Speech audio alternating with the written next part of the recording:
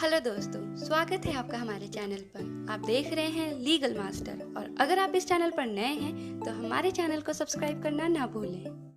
नमस्कार दोस्तों, मैं निखिल कौशिक और आज का टॉपिक हमारा इंडियन पीनल कोड के सब्जेक्ट के ऊपर है। इंडियन पीनल कोड के कुछ धाराएं जो इम्पोर्टेंट धाराएं मानी जाती हैं उनके ऊपर आज हम बात करेंगे। दोस्तों, इंडियन पीनल कोड में टोटल 511 सेक्शंस हैं। उन्हीं में से ही हमने इस आज की वीडियो के लिए इम्पोर्टेंट कुछ सेक्शंस निकाले हैं जो हमें लगता है कि बहुत इंपॉर्टेंट है। अगर आपको भी ऐसा कोई लगता है कि कोई सेक्शन रह गया है और वो बहुत इंपॉर्टेंट है और हमें कवर करना चाहिए, अगली वीडियो में हम कवर करें, तो आप उसके बारे में हमें बताइएगा कमेंट करके। और चलिए हम स्टार्ट करते हैं अपने आज की वीडियो पहले अपने सेक्शन से।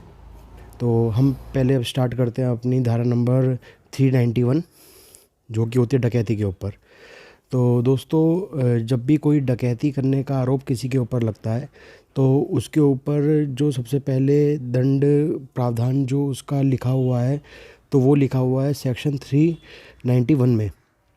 तो जब भी कोई डकैती का कोई मामला आता है तो उसमें सबसे पहले धारा 391 लगाई जाती है उस इंसान के ऊपर जो भी डकैती करता है।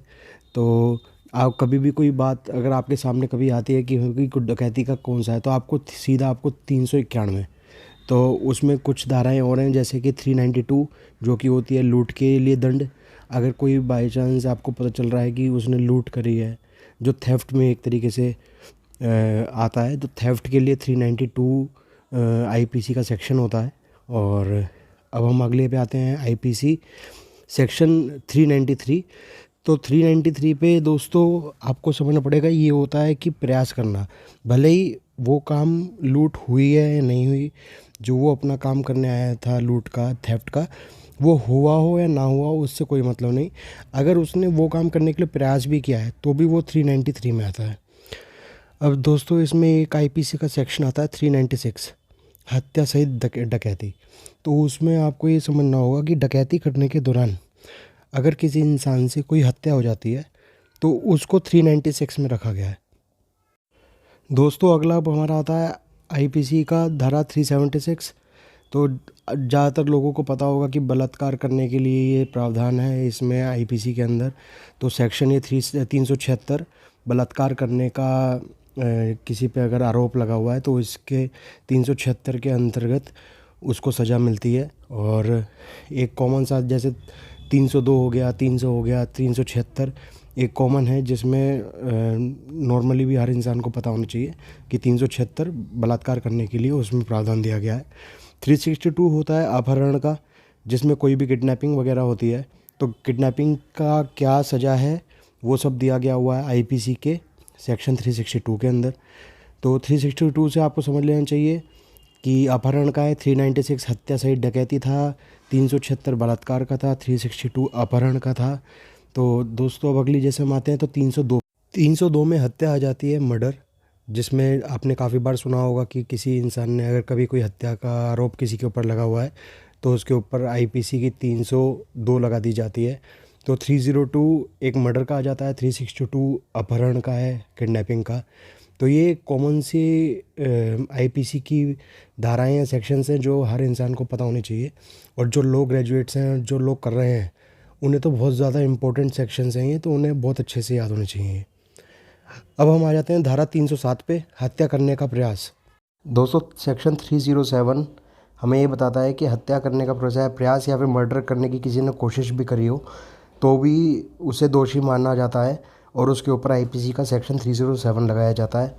सेक्शन 309 आत्महत्या करने का प्रयास, अगर कोई खुद सुसाइड भी करता है, जो कि आजकल काफ़ी चर्चा में भी रहा था सुशांत सिंह राजपूत वाले केस में, तो 309 सेक्शन लगती है। अगर बाई चांस किसी ने प्रयास किया हो आत्महत्या करने का और वो बच गया हो तो उसके ऊपर भी एक प्रावधान है जिसमें उसके ऊपर भी सजा है, उसको सेक्शन 309 लगाई जाती है उसके ऊपर आईपीसी की। कह सकते हैं कि ये बहुत ही ज़्यादा इम्पोर्टेंट आईपीसी की धाराएं हैं, तो इनको आप ध्यान से सुनिए। सेक्शन 384 ज़बरदस्ती वसूली करने के लिए दंड है। जैसे पहले ज़माने में, अब तो इतना नहीं सुनने में आता, कि कोई वसूली करने के लिए जैसे आ जाते हैं लोग तो उसके ऊपर भी एक प्रावधान है जिसके तहत उनको सज़ा मिलती जा सकती है। वो आईपीसी का सेक्शन 384 है।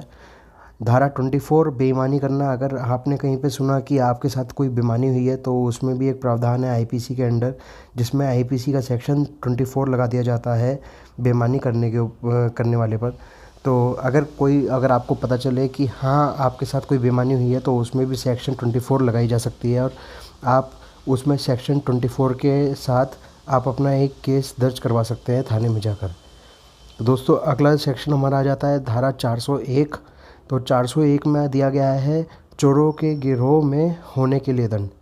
तो इसमें अगर बाय चांस हो सकता है कि कोई किसी गिरोह में ज्वाइन कर गया हो, लेकिन हाँ उसने चोरों के साथ कोई चोरी नहीं करी, लेकिन उसके ऊपर क्योंकि उसने उस गिरोह में वहाँ पर ज्वाइन किया है इसलिए उसको भी दंड दिया जाएगा। और इसमें सेक्शन 410 आ जाता है चुराई हुई संपत्ति। जो संपत्ति आपकी खुद की नहीं है, आपने किसी और से गैर कानूनी तरीके से चुरा ली है, उसके ऊपर धारा 410 का सेक्शन लगता है। 410 के अंतर्गत उसमें प्रावधान दिया गया हुआ है कि उसमें आपके ऊपर सेक्शन 410 के ऊपर आपको सज़ा दी जा सकती है। तो उसमें आईपीसी का धारा 410 चुराई हुई संपत्ति के ऊपर है।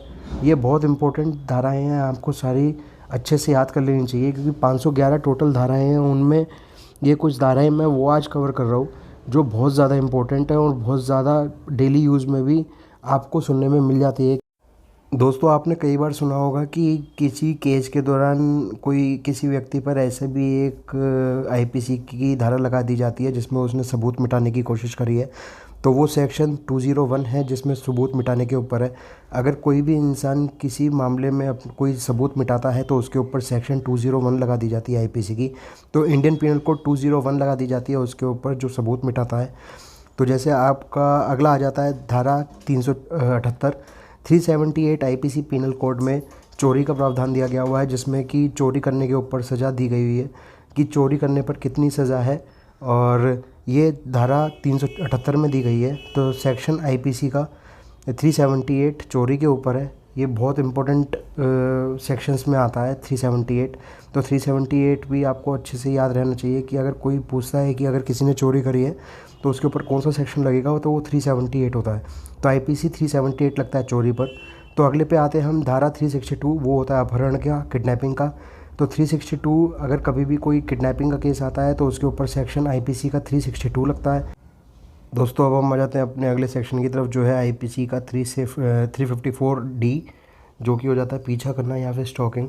तो इसमें आपको ये समझना चाहिए अगर बाय चांस कोई लड़की का कोई पीछा करता है तो उसके पास, लड़की के पास भी एक पावर है जिसमें वो सेक्शन 354D के तहत अपना केस दर्ज करवा सकती है और उसकी कंप्लेंट कर सकती है।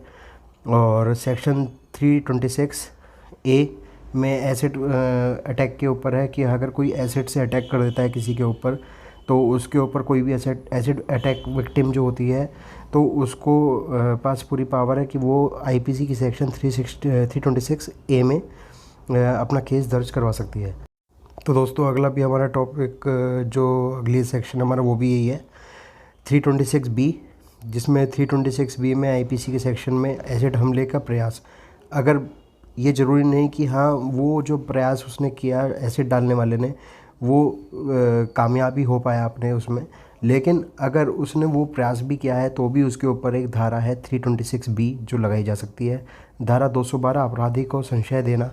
कई बार ऐसा होता है कि कोई क्रिमिनल है और उसको कोई सहायता दी जा रही है या फिर उसको सपोर्ट दी जा रही है किसी भी तरह से, तो उस मामले में भी सेक्शन 212 के तहत आप केस दर्ज करवा सकते हैं। तो आईपीसी का 212 अपराधी को संशय देने में है, और या फिर आप ये कह सकते हैं कि आप किसी तरह से उसकी हेल्प कर रहे हैं किसी क्रिमिनल की, तो ये आईपीसी सेक्शन 212 में आता है। तो अब हम आ जाते हैं अपने अगली धारा पे जो है आईपीसी 140। तो 140 में आर्मी या फिर नेवी ऑफिसर कोई भी जो है कि पोशाक पहनना, अगर हम कहें कि भाई जो बिना किसी रीज़न या फिर आपने फिल्मों में देखा होगा लेकिन उसमें पहले एक परमिशन ली जाती है, और अगर कोई भी आर्मी या फिर नेवी एयरफोर्स की पोशाक पहनता है और उसका कोई इस्तेमाल करता है तो उसके ऊपर भी प्रावधान है। तो उसमें 140 के तहत उसको सज़ा दी जा सकती है। तो दोस्तों ये थे कुछ इंपॉर्टेंट टॉपिक जो आज हमने कवर किए, और आशा करता हूँ कि आपको सारी धाराएं बहुत अच्छे से समझ आई होंगी।